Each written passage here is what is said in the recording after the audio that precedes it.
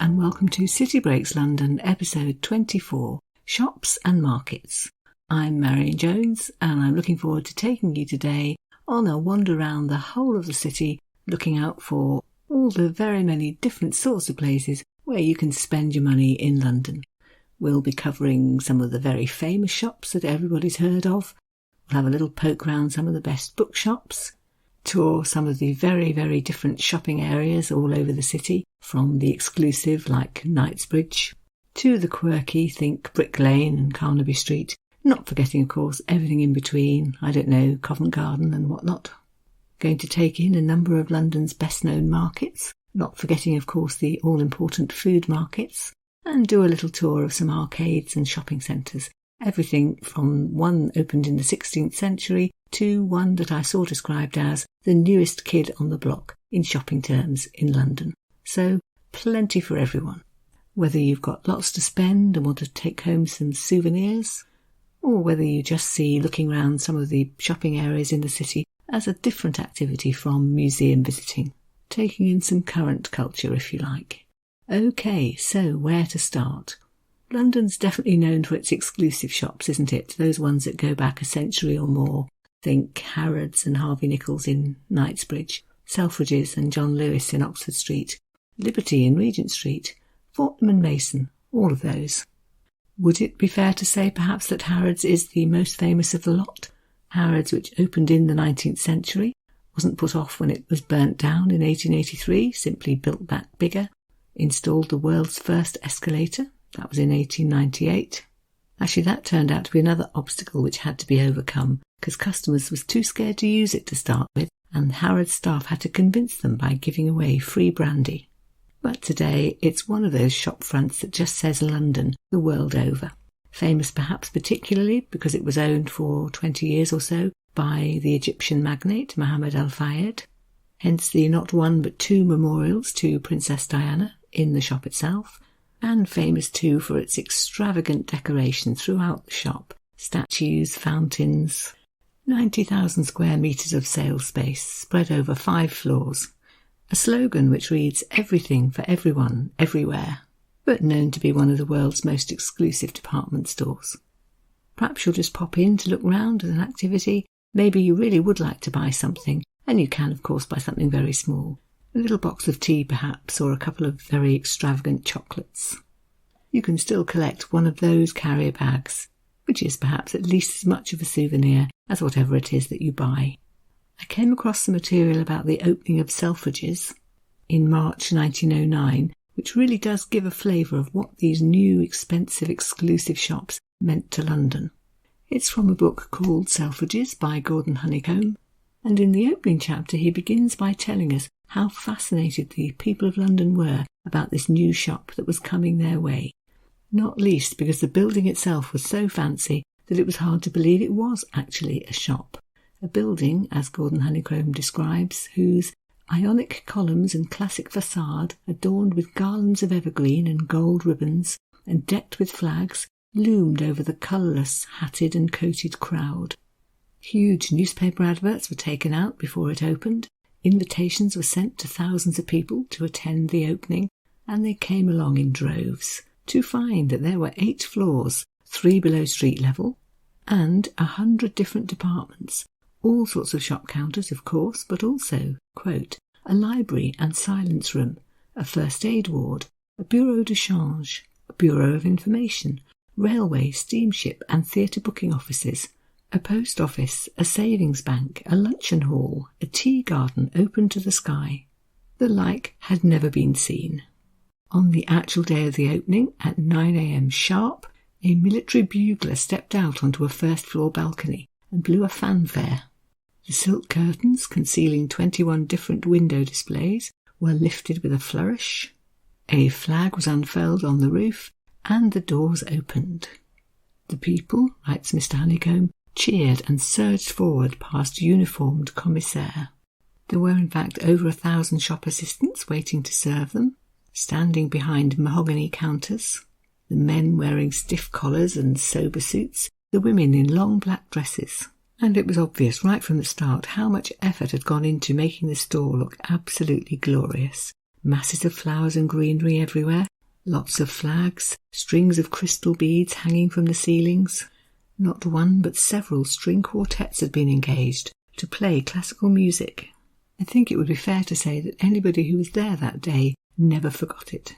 Various slogans had been used in the advertising campaign. For example, comforts, luxuries and conveniences on every side. And another one explaining that this was to be, quote, an exhibition, a city in itself, an institution for purposes of commerce. You would be able to find inside, quote, everything that men, women and children wear, and most things that are used in daily life, provisions, wine, etc., excepted. That's not a very 21st century slogan, is it? A bit too long and wordy, I think. When the shop opened, they were claiming that they were offering London's lowest prices. This turned out to be not totally true, and they had to withdraw that claim, but another of their slogans people did accept.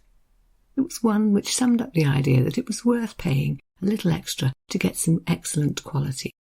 Selfridges put it like this: the recollection of quality remains long after the price is forgotten. So much then for London's huge department stores. Let's turn our attention to bookshops, for which London is also rightly famed.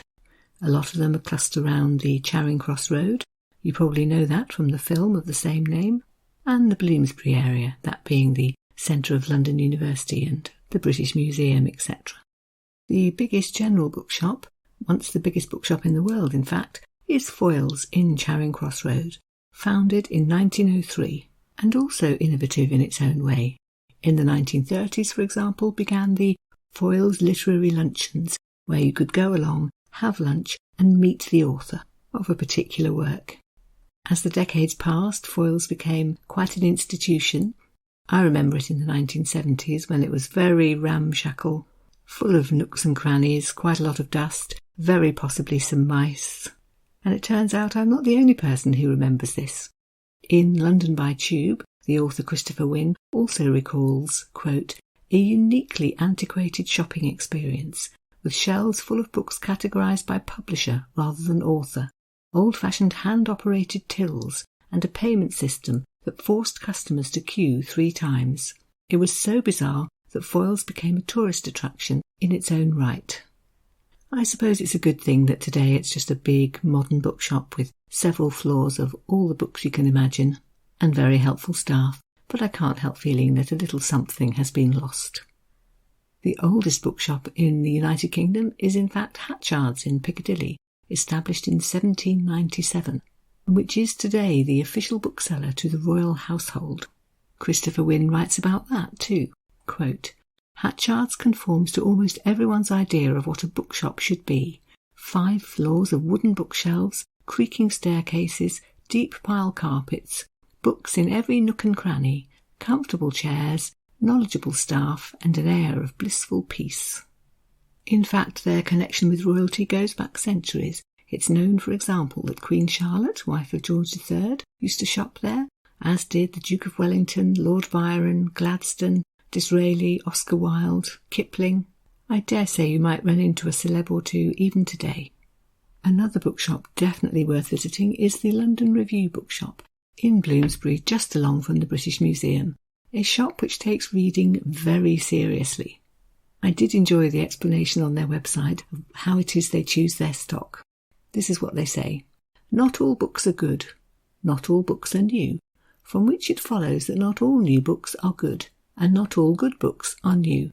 Here we recommend books grouped around an eccentric and largely random collection of themes. Some of them are new, some of them aren't. All of them, we think, are good.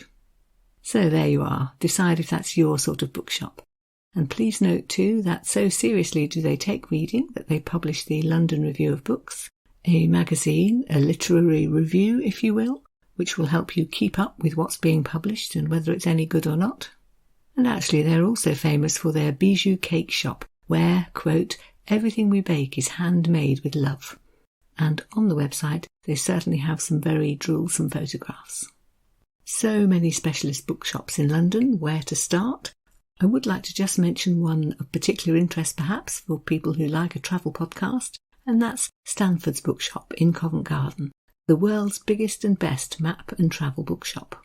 If it's maps or atlases or a globe or a travel guide that you wish to find, Stanford's is where you need to go. And I found it reassuring to read that they have supplied cartography to the British Army and the James Bond films. Oh, and their cafe does a cracking hot chocolate.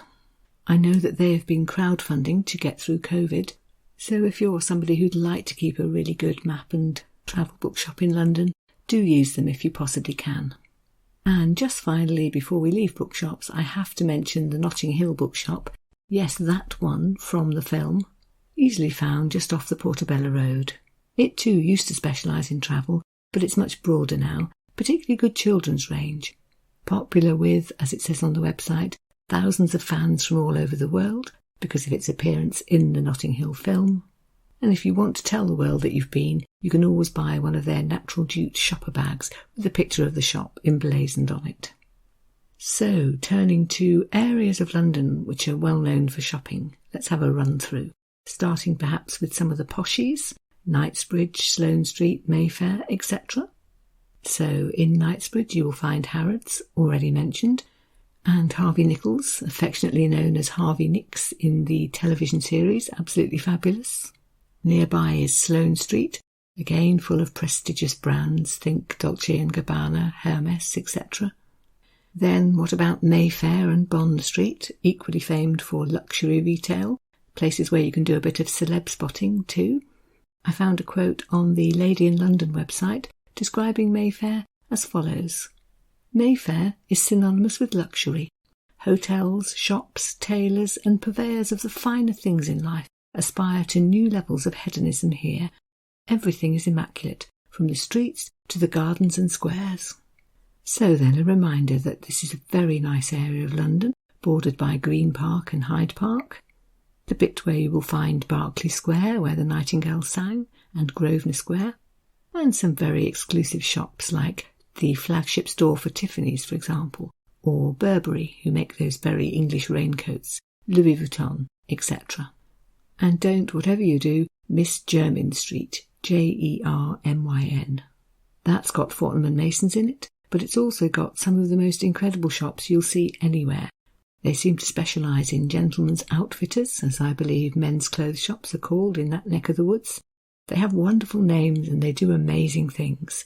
There is Turnbull and Asser, for example, shirt makers, we are told, to Churchill, James Bond and the Prince of Wales.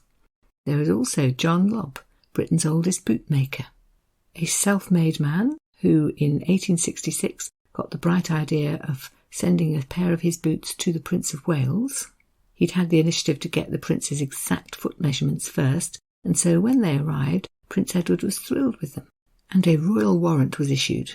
Every pair of shoes is individually crafted, using a wooden last fashioned to the exact shape of that particular customer's feet. They have apparently got lasts in there belonging to Queen Victoria, to Frank Sinatra, and to Prince Charles.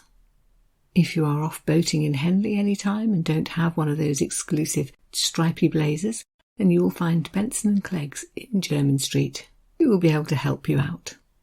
Savile Row is quite nearby, where you can get tailor-made suits. You will need at least 3 fittings apparently, but we are told that they have attractive dressing rooms and that drinks are often included. And the end result will be a suit which fits you perfectly. I enjoyed much of the wording on their website. Here, for example, they are describing their monogram service. We can monogram men's shirts, silk ties, dressing gowns, chinos and pyjamas with up to 4 initials. Is it only me that thinks that has a kind of matron at boarding school sort of flavour to it? Even better, the following. Fortune favours the brave and adventurous. Bright thread colours will elevate a white shirt to designer status. Truly a sentence to savour. But maybe you are thinking that you won't be shopping in some of these very exclusive emporia. So let's come down market a little bit to other well-known streets in London. Oxford Street, for example, which was just a muddy field in the Middle Ages, something you passed through on your way out of the city and into the country. But by 1786 it had become a shopping street, and quite an exclusive one. I know this because I read about it in a letter written in 1786 by a foreign visitor. She sounds a mix of French and German with a name like Sophie von La Roche. But she was very excited about Oxford Street. It took her half an hour to get from one end to the other, she said, in a letter written home to her children, in which she described the double rows of brightly shining lamps, in the middle of which stands an equally long row of beautifully lacquered coaches, and on either side of these there is room for 2 coaches to pass one another, and the pavement, inlaid with flagstones, can stand 6 people deep, and allows one to gaze at the splendidly lit shop fronts in comfort. Sophie, of course, was used to mud on the shopping streets, so she found the idea of a pavement where you could keep clean and dry very handy. She goes on to describe some of the shops she saw: a watchmaker's, a silk store, a silversmith's, a china and glass shop. She was particularly taken with the spirit booths, for, as she put it, the English are fond of a strong drink, and in those, she explained, there were crystal flasks of every shape and form, all lit up from behind so that the different coloured spirits would sparkle. And then she goes on to write, just as alluring are the confectioners and fruiterers, where, behind the handsome glass windows, pyramids of pineapples, figs, grapes, oranges, and all manner of fruits are on show. Oxford Street today is the busiest shopping street in Europe, a place described on the Visit London website as somewhere to, quote, admire people going back and forth, supporting capitalism. Regent Street crosses over with Oxford Street, definitely a little bit upmarket, I would say. When Charles Dickens was writing, it was London's most exclusive shopping street. The architecture was elegant, the street was wide enough for coaches and horses to drive through comfortably, and again, the newish glass in the windows meant that wonderful displays could be set up for the public to admire, turning shopping not just into something you had to do to get what you needed, but into a leisure activity. On Regent Street today, you'll still find an elegant mix of shops, a couple of the famous ones being Hamley's, the famous toy shop, and Liberty, where you can buy Liberty prints and things made with them. There's also a ginormous Apple store. Then there's Covent Garden, one of the best shopping areas in the West End, classy really, surrounded by the Royal Opera House and Drury Lane Theatre, where you'll find some very upmarket buskers, music students, for example, lots of impromptu performances, all sorts of foodie outlets. Again, things that turn shopping into an experience rather than a chore. Covent Garden has a main piazza, but there are lots of little courtyards and quirky streets off it, so do have a wander round. Look out perhaps for Neal's Yard, colourful houses, lots of vibrant little cafes, a shop called Neal's Yard Remedies, which is quite a London institution, selling, quote, the UK's largest range of certified organic health and beauty products. Look out too for Broadcourt, a little lane just by the Royal Opera House, where you can take a nice photo of yourself in front of a ballerina sculpture with a row of red phone boxes in the background.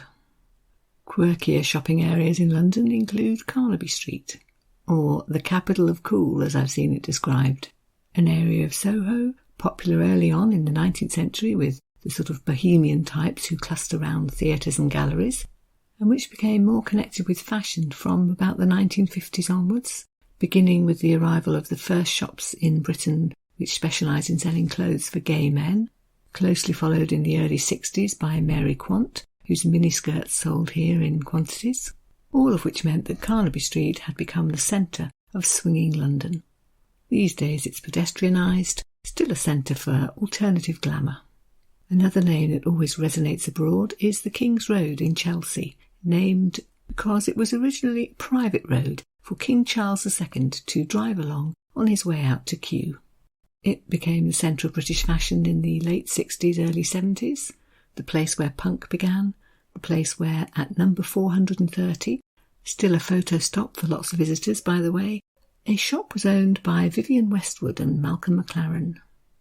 King's Road today I've seen described as a good place to people watch and dog watch and ask yourself how many of the dogs look really quite like their owners. Still a place with lots of clothes shops. You'll find Zara, you'll find slightly less common ones like Bimba y Lola, Spanish I believe, and Comptoir des Cotonniers, but it's also got a bit of an arty vibe. The Designers Guild flagship store is there, for example, as is the Saatchi Gallery, a good place to immerse yourself in contemporary art and culture.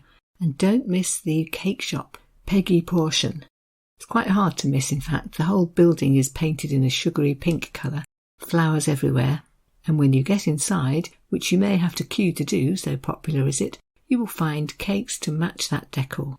A shop for which the phrase pretty in pink must surely have been first coined.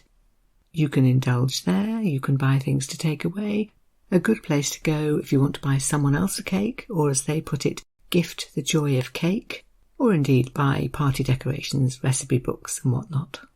Another place like no other is Brick Lane, part of the old East End, an area that's been a Jewish quarter, has been known more recently as Bangla Town because of its huge connection with populations from Bangladesh and other Asian countries, but which today is just full of street art, food markets, vintage shops, think clothing, records, shoes, etc., bookshops, bars, music venues, pop-ups. Amazing place to go any day of the week, but particularly on a Sunday when the whole road fills with food and crafts and bric-a-brac and all sorts. Not to mention the many food stalls where you can enjoy dishes from all around the world. Talking of markets, perhaps the two best known ones in London are Camden Market and Portobello Road, so let's have a quick look at those. Camden Market launched in the 1970s with, I believe, 16 stalls to specialise in locally produced arts and crafts. But it's grown and today it is said that up to 100,000 visitors come in a weekend to enjoy all that it has to offer. I went looking for some descriptions of it and found things like, there's a wide variety of merchandise, overwhelming. Here you'll find new and used clothing, antiques, jewellery, candles and all kinds of junk. Another description makes it sound slightly classier than that. Camden Lock Market mixes souvenirs with handcrafted jewellery and vintage leather items. The main part is the bit along the Regent's Canal, known as Camden Lock Village, and there, in addition to an eclectic mix of stalls, you will find several classic British pubs on the waterfront. There's another area known as Stables Market, 450 shops up there, along Chalk Farm Road if you're looking for it, and a massive selection of food and drink stalls.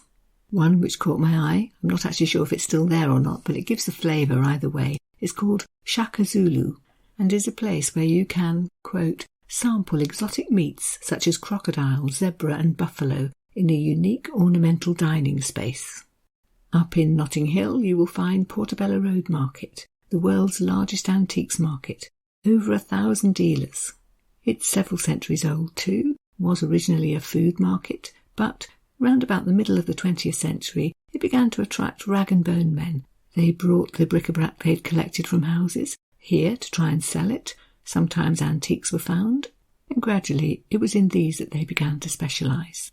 Today it's several markets in one really. I've seen it described as a mile of hustle, haggle, colour and energy. Portobello Road itself is quite picturesque. Colourful houses, coffee shops, independent bookshops, etc. And if you go on Saturday particularly, you will find that not only are the antique and specialist shops open, there are also lots more stalls set up in the street. It's one of those markets that starts quite early. Best times to go, 8:30 to 11 a.m. Lots of different sections. The antiques and bric-a-brac part is near the tube station. In other areas you'll find fruit and veg and food in general, including some specialist baked goods, oils, gourmet cheese, etc. There's a new goods section selling, I am told, quote, cheap socks, toys and batteries. So if that's what you need, you'll find it there. There's a fashion section, a second-hand goods section, and lots of street food options. Again, stuff from all around the world, curry, paella, fish and chips, bratwurst. So those are the two main markets. A quick mention for two other smaller ones. The Columbia Road Flower Market, very atmospheric and colourful, even if you're not intending to buy flowers. Probably not if you're on holiday. But lovely for a visit and actually surrounded by lots of independent shops selling jewellery, vintage clothes, cupcakes, all sorts. So a nice morning out. Sundays only, 8 a.m. to 2 or 3 o'clock. And finally then, Spitalfields Market, which is walking distance from Liverpool Street Station, began life in the 17th century, but today it's one of those big old covered markets in a Victorian building. Here you will find art and gifts and antiques. It's a place where new young designers often start, and there are plenty of cafes and tea rooms and street food vans. So again, an interesting morning out, whether you want to buy anything or not. Talking of markets, it's definitely worth pointing out the food markets in London, particularly the best known of the whole lot, Borough Market, just south of the river, near London Bridge Tube Station, somewhere it'd be handy to pop into, for example, if you're off to see the Globe or to Southwark Cathedral, and described as, quote, one of the city's most beloved foodie meccas. It's tucked away under the railway bridges, so it's better if you know it's there, really, but that makes it quite exciting to wander around and explore. And you will find dozens and dozens of traders, hoping to sell you ingredients to take away if you're cooking something special, or lots of food to go. I think there are about 150 in total, so just to give you a flavour, if you want to buy some food to take home, you could choose from charcuterie from the South Tyrol, specialities from Emilia-Romagna, French patisserie, Russian breads, Scottish smoked fish products, and on and on. If what you're looking for is more some food to take away, eat there and then again, a massive choice. Some examples. Gourmet Goat will sell you Cypriot street food. Gujarati Rasoi will offer you vegetarian specialities. You can get Singapore street food from Mei Mei. And a company called Scotch Tales offer you, quote, the humble Scotch egg, lovingly reinvented. I'm sure you could eat there every day for a year and never have the same thing twice. And just a quick mention for another food market that's easy to find, South Bank Centre, somewhere you are surely quite likely to be passing. It's only open, I think, on Friday, Saturday and Sundays, but there again you'll find a massive range. Crêpes and galette, barbecues, burgers and seafood, lots of Asian street food from Korea, Japan, Thailand, curries from Mauritius and the Punjab, a Polish deli, lots of Mediterranean food, Ethiopian coffee, cocktails from a company called Elephant Juice. Equally suitable if you know what you like, or if you really want to try something you've never heard of.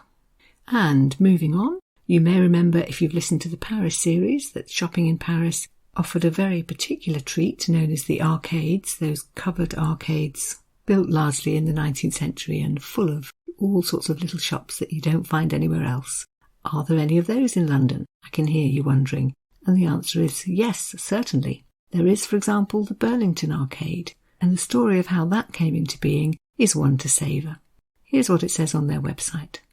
True love took on a new meaning when Lord George Cavendish, Earl of Burlington, commissioned Samuel Ware to build Burlington Arcade as a safe place for his wife and other genteel folk to shop. Isn't that romantic? There were people who thought that the Earl had a double motive, actually. People were throwing oyster shells into his garden, oysters being the popular fast food in the early 1800s. And his solution to this annoying problem was to build an arcade on the land and keep out the riffraff. Genteel folk could shop there, other people could take their oyster shells somewhere else.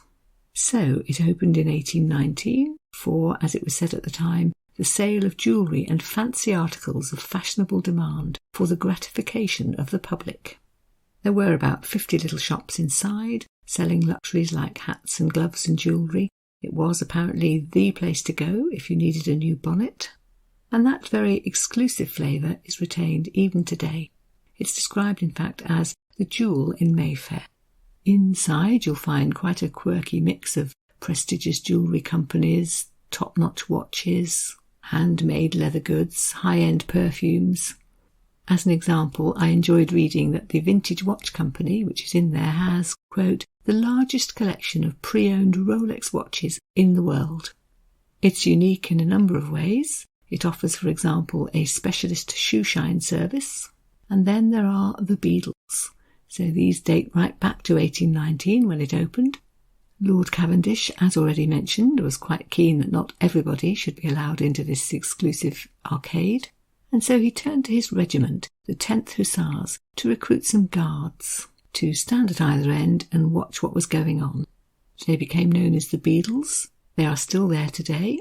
They are apparently the oldest and smallest police force in Britain, and you'll be pleased to know that they still wear Regency-inspired uniforms. They are still there to impose the rules laid down and to make sure that no customers indulge in any of the things which are banned. For example, whistling, running, riding a bicycle, behaving boisterously. If you want to do any of those things, you're going to have to shop somewhere else. The Burlington Arcade is helpfully situated near the Royal Academy and across the road from Fortnum and Mason's. So if you're in the area, I definitely recommend that you pop in. It is really quite an experience. Leadenhall Market is another, actually even much older, arcade or covered shopping area. It dates back originally to the 14th century, when I think it was more of an ordinary market. In the 15th century, one Dick Whittington decided to have a stone marketplace built there when he was Lord Mayor of London. So well built was it that it survived the Fire of London, and by the 19th century it was a big, noisy Victorian market, somewhere where, for example, we know that Charles Dickens occasionally did a little shopping. These days it's still there in the Victorian building, an airy, light wrought iron and glass structure, built in 1881 with cobbled walkways inside.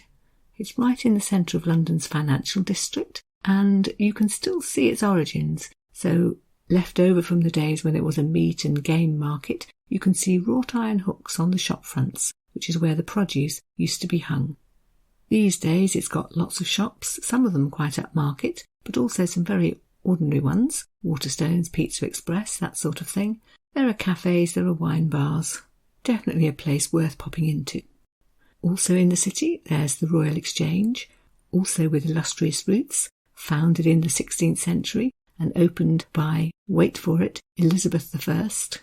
That one burnt down, unfortunately, and the second one, put up to replace it, also burnt down. So the third one was opened in 1844 by Queen Victoria.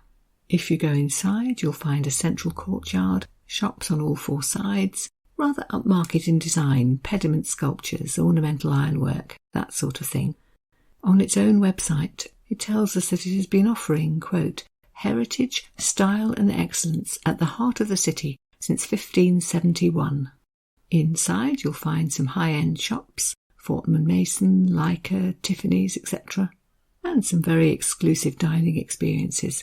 You can buy some La Durée macaroons in there, for example, or you could go to the all-day dining option known as Fortnum's Bar and Restaurant. There's a full, expensive menu on offer there, but if you want to just sample something and not spend too much, for £18.50 you could have something from their oysters and champagne collection. The smallest one is 3 oysters and a glass of Fortnum's Blanc de Blanc Grand Cru. So if you want to live it up, there you go. Also in the city, a very new large shopping centre known as One New Change. It actually mixes shopping space and office space. Hasn't really got the history of the Royal Exchange. In fact, it's very much a futurist style. But the exclusivity angle is still covered. You can find inside, for example, jewellery from Swarovski, various cafes run by well-known chefs, and all of this overlooking St Paul's Cathedral. And while I'm on the subject of very new shopping destinations, one that I've seen described on, I think it was the Visit London website as the new kid on the block, is called Coal Drops Yard, and is described as a shopping destination and foodie hotspot 5 minutes from King's Cross. The rather esoteric name comes from the fact that it was an old coal yard in Victorian times, and they'd left the flavour of that in the design, but it's a place full of up-to-the-minute shopping and entertainment options. On their website, there's an article written by the journalist Catherine Ormerod, which does a good job of giving the flavour. So, things she enjoyed when she spent a day there were the colourful pyramid meeting point, a huge psychedelic edifice which you can't possibly miss and which is therefore a good place to arrange to meet someone. There are fountains there which they're very happy for children to run around and play in.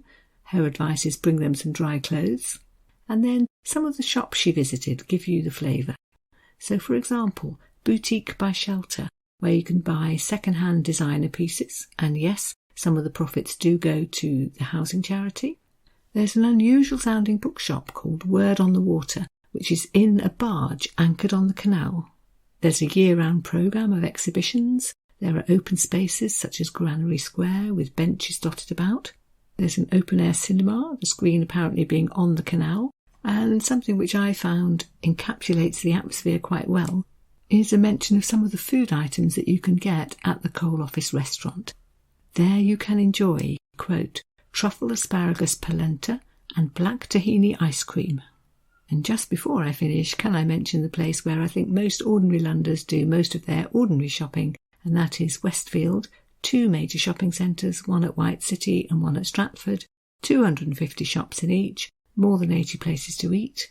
They're some of Europe's largest shopping malls, full of high street favourites, think Marks and Spencer's, etc., and luxury brands. Yes, you'll find Louis Vuitton and Jimmy Choo. So hopefully shopping options for everyone. And actually, that surely is a phrase which sums up shopping in London. Whether you want to browse or buy, whether you're seeking the unique or the ordinary, the quirky or the exclusive, you will surely find it somewhere in London. And I hope that this episode will have helped you to sort out what's what and what's where. That then brings this episode to a close. We're nearing the end of the London series now. I'm planning a couple of anthology episodes and a bucket list episode. Not entirely sure which one will be next week yet, but do listen in and find out. For the meantime then, thank you very much for listening today, and goodbye.